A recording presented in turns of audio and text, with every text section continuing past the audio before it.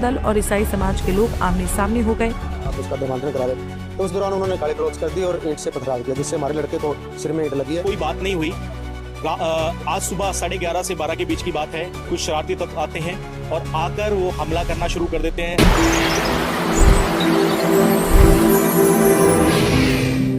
खुलुमबाय अन्दाग्राफोर, दिनै आङो आरोबाव नोंथांमोननिसिम आंनि गोरबोनि अननाय सिबिनाय खुलुमनायखौ बावहरबाय आरो बे ज्योति प्रेयार मिनिस्ट्रिनिफ्राय आंनि गासै गोरबो इसिंनिफ्राय साफ्रोमनोबो जायफ्रा बे ज्योति प्रेयार मिनिस्ट्रिखौ नायो आरो गोबांथार बिदा फंबायफोरनो जायफ्रा शेयार खालामो बिथांमोननिसिम आंनि गोरबोनायखौ जासिबाय आरो जायफ्रा दिनै बे सावगारिखौ गोदानै एबा बे ज्योति प्रेयार मिनिस्ट्रिखौ गोदानैनि थाखाय जायफ्रा बिथांमोना फैदों बिथांमोना अननायनि गेजेरजों बे ज्योति प्रेयार मिनिस्ट्रिखौ गासै बिदा फंबाय बिब' बिनानावफोरनो शेयार खालामगोन एबा साबस्क्राइब खालामगोन, बेखौबो नोंथांमोननिसिम गेदेर गोरबोनि अननायजों खुलुमनाय बावहरनायजों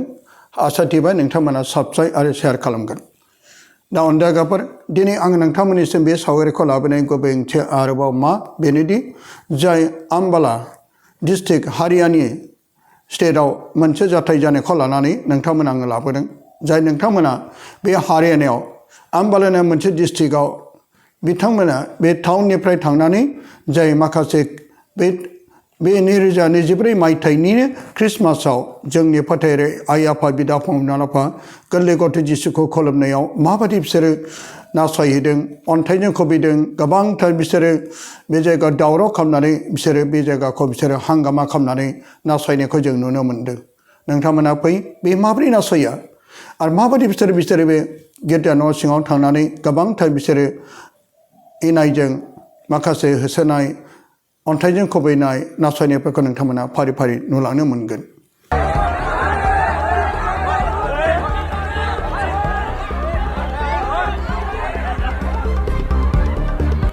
बरनाला गांव पड़ता है, इधर मंडोर के पास है। वहाँ पे काफी लंबे समय से धर्मांतरण का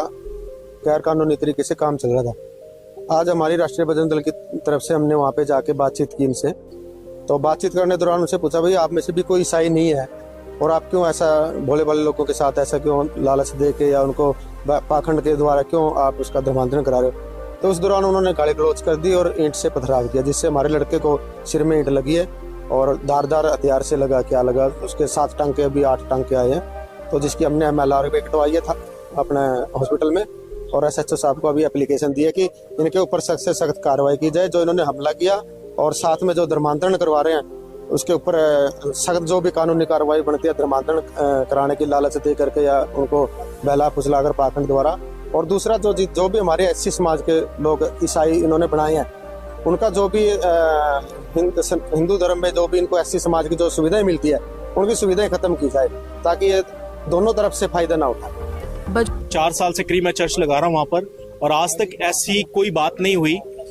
आज सुबह 11:30 से 12 के बीच की बात है। कुछ शरारती तत्व आते हैं और आकर वो हमला करना शुरू कर देते हैं, जय श्री राम के नारे लगाना शुरू कर देते हैं। तो हमारे कुछ लोग जाके उनसे बात करते हैं, तो हम लोग बात करते हैं, पूछते हैं क्या दिक्कत है, तो वो बोलते हैं कि हम धर्म परिवर्तन नहीं होने देंगे, ऐसे आरोप उन्होंने लगाए। और जब उनको बोला कि भी ऐसा कुछ नहीं है तो उन्होंने हमला करना शुरू कर दिया। कुछ भाइयों के सिर पे चोट लगी है और बहनों के हाथ टूटे हैं और कई बहनों के और चोट लगी है और कुछ बच्चों के सिर पे चोट लगी है। तो अभी उनका मेडिकल हो चुका है, हॉस्पिटल में एडमिट है। तो मैं ये निवेदन करना चाहता हूँ पुलिस प्रशासन से कि प्लीज मेरी इस विनती को सुना जाए और कार्रवाई की जाए। धर्म परिवर्तन के आरोप द्वारा लगाए गए, जिसमें कोई भी सबूत नहीं है उनके पास, ना ही कोई व्यक्ति उनके पास है कि जिसने कहा हो कि मेरा धर्म परिवर्तन हुआ है। हालांकि हम सब लोग हिंदू से कन्वर्ट हुए हैं, हम ऐसा कोई नहीं, ईसाई से पैदा नहीं हुआ कोई भी, और सब हम हिंदू से कन्वर्ट हैं। और हमारा आज धर्म परिवर्तन नहीं है, हमारा मन परिवर्तन है और जिससे हम लोग यीशु मसीह की आराधना करते हैं। पुराने कितने लोग थे और आज नए कितने लोग थे वहाँ पर? हमारे जो वहाँ पर थे 100 लोगों के करीब सत्संग लग रहा था। 100 लोग करीब थे वहाँ पर। आराधना करते समय, गीत गाते समय, भजन कीर्तन करते समय वो लोग पहुंचे और जिस समय उन्होंने बंद करवाया और हमला करना शुरू करा। हमारी चीजों की तोड़फोड़ बहुत ज्यादा की गई है और हमारे कई लोगों पे चोट भी आई। मेरे पास सूचना आई थी कि बरनाला गांव के अंदर लड़ाई झगड़ा चल रहा है। पुलिस मौके पे पहुंची। वहाँ पे विक्रम है जो प्रधान है क्रिश्चियन, वहाँ पे प्रार्थना करते हैं। इन्होंने रूम लिया हुआ है 3 साल से और 3 साल से वहाँ पे क्रिश्चियन सभी इकट्ठे होकर वहाँ प्रार्थना करते हैं। और जो दूसरी तरफ है वो बजरंग दल के हैं, वो वहाँ पे गए थे बरनाला गांव में। वहाँ पे इन्होंने समझाने गए थे भाई यहाँ पे धर्म परिवर्तन ना करें, तो वहाँ इनकी आपस में कहासुनी हुई है और झगड़ा हुआ है और दोनों तरफ से कंप्लेंट हमारे पास आ गई है। इसमें जांच करेंगे और जांच के बाद जैसी भी सूरत हो कार्रवाई अमल में लाई जाएगी। दोनों ही पक्षों के बीच जैसे ही विवाद बढ़ा और मारपीट हुई तो पुलिस ने मौके पर पहुंचकर दोनों पक्षों का बीच बचाव करवाया। फिलहाल अम्बाला पुलिस के पास दोनों ही पक्षों की तरफ से शिकायत दी गई है, जिस पर जांच करके पुलिस आगामी कार्रवाई की बात कर रही है। नोंथांमोना नुनो मोनदों माखासे बिदा फंबाय आरो बिब' बिनानावफ्रा जेरै बे गावसोरनि गासै गामिनि एबा टाउननि बिदा फंबायखौ लानानै बे जायगायाव बे गिर्जा न'आव होसोनाय, अन्थाइ खुबैनाय, बेल' नङा, गोबां समनिफ्रायनो बेबायदिनो गोबां खृष्टानफोरनि गिर्जा न'फ्राव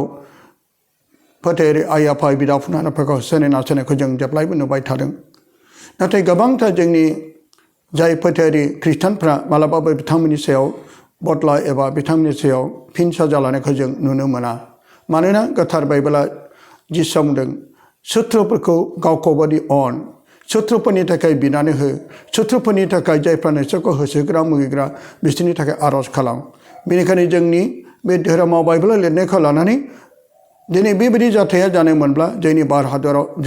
दाहालागै धोरोम जुद्ध जानो हागौमोन। नाथाय खृष्टानफोरा गोबां नासयजादोंब्लाबो, गोबां बुग्लिजादोंब्लाबो, गिर्जा न' सावजादोंब्लाबो आरो बायदिसिना दाय फोनांनानै बिथांमोना खृष्टानफोरनि सायाव नासयदोंब्लाबो, नाथाय बिथांमोननि थाखाय जोङो मालाबाबो नासयफिननाय, होसोफिननायखौ नुनो मोनाखै। जानो हागौ मालाबा शान्तिनि थाखाय जोङो प्रसेसन खालामो, बिथांमोननि थाखाय जोङो सरकारनियाव आरज खालामो, सरकारनाव बिनो शान्ति आरो गोजोननाय लाबोनायनि थाखाय। बे थांनाय 2024 मायथाइयावनो नायदो, गोबां गिर्जा न'फ्राव बेबायदिनो ख्रिस्टमास पालन खालामनायाव बबेबा जायगायाव शिलंफ्रावबो नै डाइरेक्ट हाबनानै बियो मेथाइ खनबाय, जय श्रीरामनि मेथाइ खनबाय, बेबायदि गोबां। नाथाय जायफ्रा बेबायदि मिथिस'नो हाया बिसोरो इसोरनि सिगाङाव माबायदि गावखौ दाय मावदों, नाथाय बिनि साजाखौ नों आरो आं होआ, इसोरा होगोन। नाथाय दा बिनि साजाखौ माखासे सरकारफ्राबो आखायाव लागासिनो दं। अन्दायगाफोर, दिनै आं नोंथांमोननिसिम फोरमायनो सानदों, जाय जेब्ला जिसु ख्रिस्ट'आ माखासे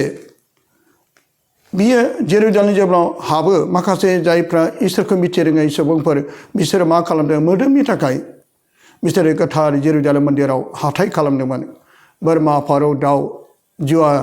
बायदिसिना बाजार खालामदोंमोन।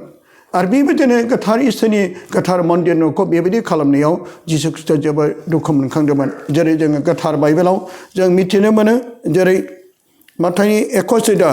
आङो बेखौनो फोरमायनो सानदों, जिनैनिफ्राय लानानै 13सिम। मन्दिरा जिसुनि थांनाय, जिसुआ मन्दिराव हाबनानै गोथार न'आव फानग्रा बायग्राफोरखौ होन होबाय आरो फैसा सालायग्राफोरनि आरांगाफोरखौ आरो फारौ फानग्राफोरनि जग्राफोरखौ नारख्लाय नारख्लि खालामनानै बिसोरखौ होनबाय, लिरनाय दं, आंनि न'आ आरज खालामग्रा न' होनजागोन, नाथाय नोंसोरो बेखौ डाकुफोरनि दन्दर खालामो। अन्दायगाफोर, अब्ला जों दिनै गोथार बाइबेलाव माथाइनि 21 बालाबनि 2निफ्राय 13 सेराव जों दासो फरायना मोनबाय। मानो जिसु ख्रिस्ट'आ गोबां दुखु मोनदों, बिखा खालामदों। जाय आफानि खुलुमग्रा न'खौ बेबायदि बाजार खालामोब्ला, थाखा फैसा धोन दौलतफोरनि थाखाय, गावनि मोदोमनि थाखाय बेबायदि खालामोब्ला इसोरा जेरै दुखु मोनो, बेनिखायनो बे फारौ फानग्रा, जुवा गेलेग्रा, बोरमा बायदिसिना बिसोरो बाजार खालामनायाव, फानलाय बायलाय खालामनायाव जिसु ख्रिस्ट'आ दुखु मोननायजों बियो इसोरनि फिसा इसोर जानानै बियो मा खालामदों, बे साबुकजों आरो बाहाय गोबां दुरुंफोर थाबुक खालामनानै बे बिसोरखौ टेबोलफोरखौ गारखावजोबदों। बिसोरखौ रागा गैयाब्लाबो, जिसुआ इसोर जानानैबो रागा गैयाब्लाबो रागा जोंनानै बिसोरखौ नाख्लायजोबदों आरो बे मन्दिरनिफ्राय नोंसोर ओंखारलां, मानोना बे आफानि खुलुमग्रा न'सो। बे बाथ्राखौ लानानै जिसुआ दिनै गोबां दुखु मोननाय जों बिसोरखौ होखारजोबदों। बेबायदिनो अन्दायगाफोर, जोंखौ बेजों मा फोरमायदों, जेब्ला जोंबो मोदोमनि थाखायल' जोङो गावनि मोदोमनि थाखाय गावनिखौल' नंगौ साननानै बेबायदिनो थाखा फैसा मोदोमनि थाखाय जोंनि आत्मायाव जों बेबायदि बाजार खालामगोन दंब्ला सानसे समाव जोंबो बेबायदिनो नरकाव जोख्लाय हरजागोन, जोंबो हुरुन हरजागोन। बेबायदिनो जिसुनि जोबनाय बोथोराव जेब्ला जिसुआ फैगोन, अब्ला निथि बे समाव बे गासै जाथाया जागोन। बेनिखायनो दिनै बे हाथाइ खालामनाय जेरै जिसु ख्रिस्ट' अधिकार दं आफानि खुलुमग्रा न'खरनिफ्राय मानो आद्रि खालामखो बेखौनो लानानै फोरमायदों जेरै जाय हारिनाव जाथाय जानाय आम्बाला डिस्ट्रिक्टनि माखासे फोथायारि ख्रिस्टानफ्रा इसोरखौ खुलुमदों गावनि बिफा इसोरखौ खुलुमदों आरो बे ख्रिस्टमासनि समाव गोरलै गथ' जिसुखौ बिसोरो खुलुमदों बयहाबो अधिकार दं गावनि इसोरखौ गाव बयहाबो नाथाय दिनै बिथांमोना मा खालामना फैदों बिसोरो धोरोम सोलायदों जोंनि बिदा फंबायखौ ख्रिस्टान धोरोम खालामदों बायदिसिना नंखाय दै फोरोंनानै बिथांमोना ज' जानानै माखासे बजरंग दलनि जायफ्रा फोथायारिफ्रा बजरंग दलनि माखासे हेंथागिरिफ्रा फैनानै बे ख्रिस्टमास पालन खालामनायखौ बिसोरखौ गोसोबायदि बिसोरो नासयदों नाथाय जेरै जिसु ख्रिस्ट'आ गावनि गोथार बिफानि न'आव हाथाय आरो बाजार खालामनायखौ नुनानै जेरै दुखु मोन्दों नाथाय बिनि थाखाय इसोराबो दुखु मोन्दों मानोना जेरै बयहाबो अधिकार दं बिफानि न'आव खुलुमनो थाखाय गावनि इसोरखौ खुलुमनो थाखाय बिसोरो जेरै ख्रिस्टमासाव गावनि फोरबो इसोरखौ खुलुमनो थाखाय फैदोंमोन बे समाव गोबां हेंथा होबाय दाब दाब जायगायाव दाब दाब रायजोआव अब्ला बेबायदिखौ जों नुनो मोननानै गोबां मानसिफ्रा बिदा फंबायफ्रा दुखु मोनखांदों नाथाय जोङो जायगाफोर सोरनिबा मन्दिराव बे मन्दिर खुलुमनायखौ जों हेंथा होयोब्ला जोंहा बाहाय अधिकार गैया बबेबा मन्दिराव सोरबा खुलुमनायखौ बाहाय सोरबा ख्रिस्टानफोर थांनानै बेखौ होस्रांनो एबा बुख्रुबनो बाहाय अधिकार गैया गावनि इसोरखौ गाव बयबो खुलुमथों बेखौ लानानै दिनै बे ख्रिस्टमासनि बोथोराव हारियानाव आम्बाला होननाय डिस्ट्रिक्टआव जाय फोथायारि बिदा फंबाय बिनानावफ्रा गोरलै गथ' जिसुखौ खुलुमनो ख्रिस्टमास खालामनो फैनायाव बिथांमोना गोबां हेंथानानै आसारनायखौ जों नुनो मोन्दों बेनिखायनो अनजायगाफोर अब्ला बेजों जों मा फोरमायनो लुबैबावदों आरो गोथार बाइबेलाव जेरै लिरनाया गासैबो जालांजोब्बाय इसोरनि बुंनाय बाथ्रा मालाबाबो फेलें थाङा नख्राङा हाया गोमोरगोन जिसुआ नाथाय इसोरनि बुंनाय बाइबेलनि बुंनाय बाथ्रा मालाबाबो फेलें थाङा दिनै आरो अनजायगाफोर जेरै माथाइनि 24 बालामनि जों बाहाय फरायनि 1 लानानै जों फरायला नाथाय 9 लानानै नोंथांमोननो खोन्थानो बिसोरो नोंसोरखौ नासयग्राफोरनो गथायनानै सिथारहोगोन आरो आंनि मुङै नोंसोरो बयबो फोलेरफोरजों मुगैजाग्रा जागोन बे समाव गोबाङा सौथुगोन आरो गावजों गाव गथायलायनानै गावजों गाव मुगैलायगोन बाइबेलनि बाथ्रा नायदो अनजायगाफोर जिसु ख्रिस्ट'आ बे बाथ्राखौ 2024 बोसोरनि सिगांनो बे बाथ्राखौ फोरमायलांदोंमोन जेब्ला नोंसोरखौ जोबनाय बोथोराव गोबांथार नोंसोरखौ बुसोगोन मन्दिर न'आव नोंसोरखौ होसोगोन बिसोरो नोंसोरखौ नासयग्राफोरनि गथायनो सिथार होगोन आरो आंनि मुङै नोंसोरो बयबो फोलेरफोरजों मुगैजागोन दा नै गुबुन गुबुन फोलेरफोरजों गुबुन धोरोमनि मानसि बिदा फंबायजों ख्रिस्टान धोरोमनि बिदा फंबायफ्रा होसोजादों मुगैजादों नंखाय दाय हमनानै गोबांथार बुस्थु जानायखौ नुदों नाथाय दिनैसिम अनजायगाफोर दिनै फोथायारि जोंनि भारत हादराव थाग्रा गोबां ख्रिस्टानफ्रा दिनै रावखौबो नासयफिनाखै बेनिखायनो दिनै गोथार बाइबेलनि बुंनाय बाथ्रा गासैबो फारि जालांजोबगासिनो दं जोबनाया खाथिसै जोबनाय बोथोराव गोबांथार जेरै ख्रिस्टानफोरखौ होसोगोन मुगैगोन आरो नासयगोन आरो गोथार न'आव बुसोगोन नंखाय दाय हमनानै बेबायदिनो बिसार खालामगोन जेलाव जोबगोन बे गासैबो बाइबेलाव दंखाजोबो बेनिखायनो अनजायगाफोर जों गासै फोथायारि आइ आफा बिदा फंबायफोर बेनिखायनो जों बिसोरनि थाखाय बिनांगोन गोबां माखासे मानसिफ्रा बुंनो नागिरो जोंनि भारत हादरनि माखासे फोथायारिफ्रा आंबो सानसे समाव बुंदोंमोन ख्रिस्टान धोरोमा गुबुन हादरनि जेब्ला आङो फोरबो जिसुखौ नाजावाखैमोन जेब्ला आं 1980 फोरबोखौ नाजावो बिनिफ्रायसो आं मिथिनो मोन्दों बियो अनजायगाफोर थारैनो नोंगौ इसोर होननानै आंबो गोबां निन्दियोमोन ख्रिस्टानफोरखौ होसोनो लुबैयोमोन ख्रिस्टानफोरनि सायाव मुगैयोमोन मानो आंनि जिउआवबो इसोरा गैयामोन अब्ला जेरै जानांगौ जोंनि गेजेरावबो सोरबा बिदा फंबाय ख्रिस्टान धोरोमनि सायाव होसोग्रा मुगैग्रा बिथांनि मैखुनावबो इसोरनि जिउआव थाथों बेनि जोंनि आर'ज अनजायगाफोर आं जेरै गोथार बाइबेलनि गेजेरजों मोनाब्लाबो जारिमिनफ्राव मोन्दों जेरै सानजानि गोनोखोफोरनि गेजेराव जेरै गास्पार बे भारत हादरनि गास्पारा जेरै भारत हादरनि सासे गोनोखो बियो जेब्ला गोरलै गथ' जिसुखौ बियो खुलुमनो थांदोंमोन जेरै बाल्टाजार जेरै मेलकुर आरो गास्पार बे गास्पारा जेब्ला फोरबो जिसु ख्रिस्ट'खौ जेब्ला खुलुमनो थांदोंमोन आरो बे हेर'द राजाना बिसोरबो फैदोंमोन सानजानि गोनोखोफोरनि मादाव 3 गोनोखोआ जेब्ला गोरलै गथ' जिसुखौ खुलुमनो फैनायाव जोंनि भारतनिफ्राय सासे दंमोन बेनि मुङा गास्पाराबो जेब्ला गोरलै गथ' जिसुखौ बे खुलुमनो थांदोंमोन जोंनि भारत हादरनि सासे जा इसोरजों थानाव जादों गोनोखोफोरनि मादाव भारत हादरनिफ्राय सासे जेरै बे खुलुमनो थांदों बिनो गिबि जेरै भारत हादरनि सासे सुबुङा गोरलै गथ' जिसुखौ खुलुमनो थांदोंब्ला जोंथ' जों मैया दाखालि सुबुंफोर बेखायनो अनजायगाफोर जोंनो जेरै बाइबेलाव गैयाब्लाबो माखासे जारिमिनफोर जों फरायना मोनो आरो दिनै एसिया हादोरावनो बे एसिया हादर जोंनि भारतआ एसिया हादरनि सिङाव बे माबोरै गुबुन हादर